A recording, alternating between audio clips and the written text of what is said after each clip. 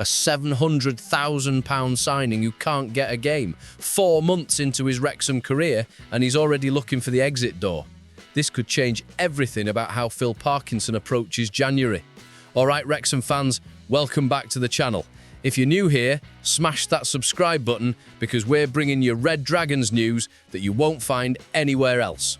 3 massive stories for you today, and I'm telling you right now, stick around for the last one because it's an absolute bombshell. We're talking about a player crisis that could force Phil Parkinson's hand in January, and it's happening right under our noses. But first, let's talk about Wrexham's ambitious scouting in France and a certain pundit who's rattled an entire fan base on live television. Story 1. Wrexham scouting French wonder kid. Right, let's kick things off with some proper ambitious stuff from our scouts. Wrexham have been watching 18-year-old French striker Sidiki Sharif multiple times this season, and honestly, it shows just how far we've come. This lad plays for Angers in Ligue 1, proper top-flight French football. He's 6'1", lightning quick, and here's the mad part. He scored against Monaco and Marseille in consecutive games back in October. Champions League level opposition, and this teenager is putting him to the sword.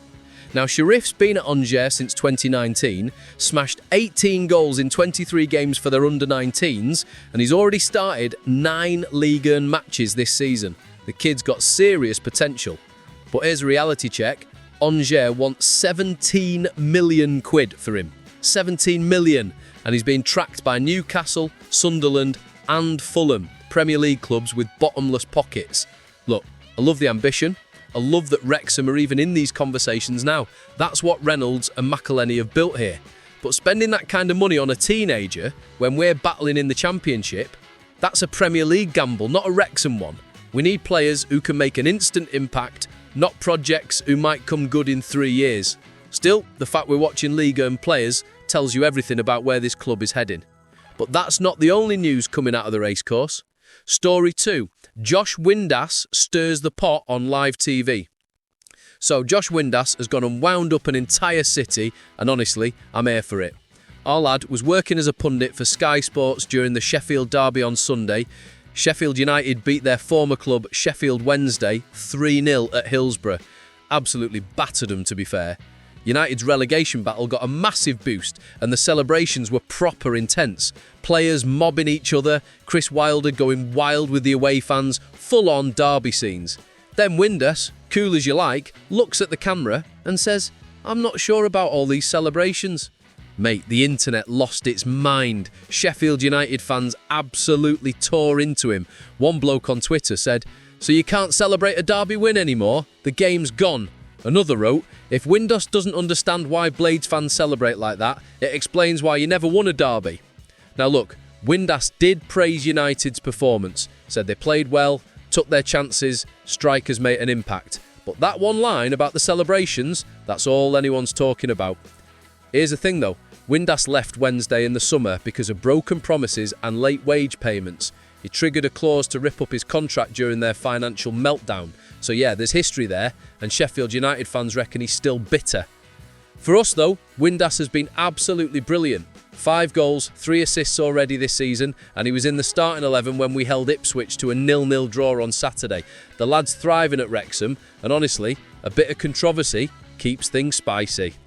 Now, those were big stories, but what I'm about to tell you next could completely reshape Wrexham's season. This is massive.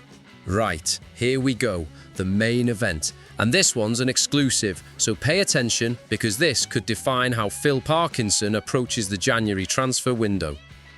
Ryan Hardy, our £700,000 signing from Plymouth Argyle back in July, is already considering leaving Wrexham in January because he can't get a game.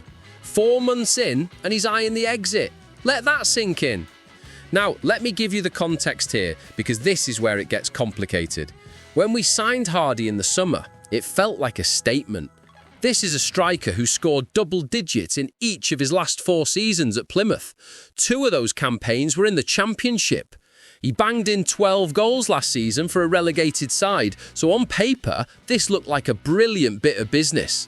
He was our first signing of the summer, signed a 3-year deal, and everyone thought he'd be leading the line as we adjusted to Championship football. Fast forward to now, and Hardy has started just 2 league games. 2! He's 4th choice behind Kiefer Moore, Josh Windass and Sam Smith. He's played 167 minutes of Championship football across 5 appearances, and he hasn't found the net once in the league. His only goal? A cup match against Preston in August.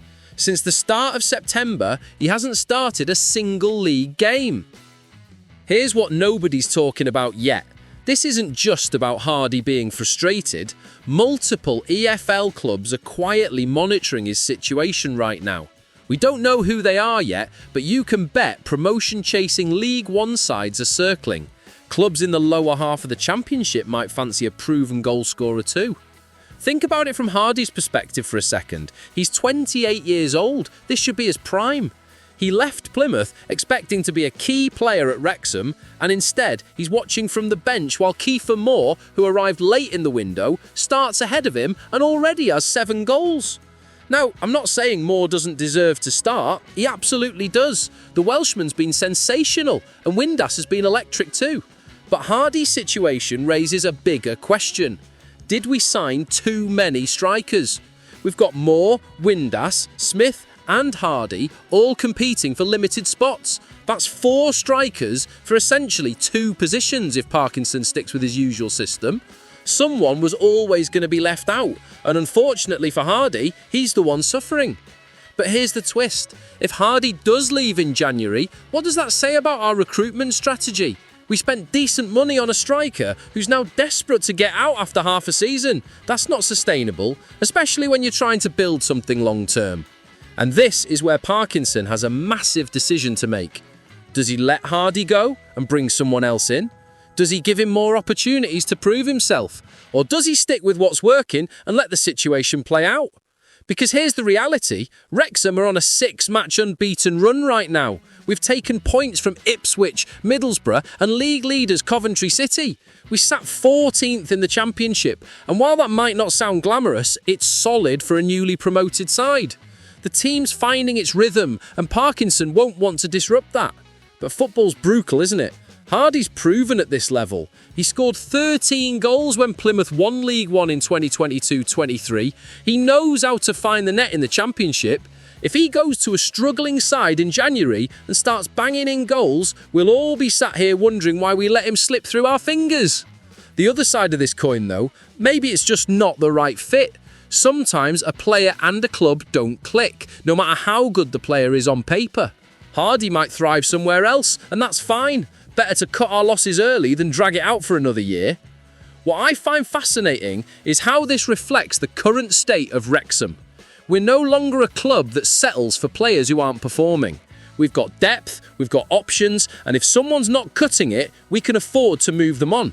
That's a luxury we didn't have 2 seasons ago when we were fighting for promotion from League Two. The question now is, what happens next? Does Parkinson sit down with Hardy and hash this out? Does he promise him more game time? Or do we quietly start shopping him around to League One clubs who'd bite your hand off for a striker with his record? And here's another thing to consider. If Hardy leaves in January, does that mean we're going back into the market in January? Because if we do, that tells you everything about our ambitions. We're not here to consolidate, we're here to push on. The January window is going to be crucial.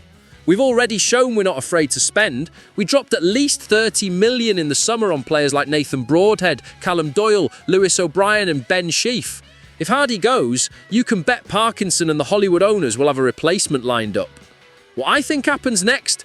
I reckon Hardy gets a run of games in the next month, probably in cup competitions or when we rotate the squad. If he doesn't take those chances, he's gone in January. Simple as that. Phil Parkinson's not sentimental, and at this level, you either deliver or you're out. So there you have it, folks. 3 massive stories. Wrexham scouts watching a £17 million French teenager, Josh Windass winding up Sheffield on live TV, and Ryan Hardy already eyeing an exit after just 4 months. That last one's the big one, though. If Hardy leaves in January, it changes how we approach the rest of the season. Do we bring in another striker? Do we trust the lads we've got? It's going to be fascinating to watch. Here's what I think. Parkinson backs his current squad, Hardy moves on to get game time, and we stay solid in mid-table while building for next season. That's the smart play. But let me know what you think in the comments. Should we keep Hardy and give him more chances, or cut our losses now? Hit that like button, subscribe if you haven't already, and I'll see you in the next one. Come on, you Reds.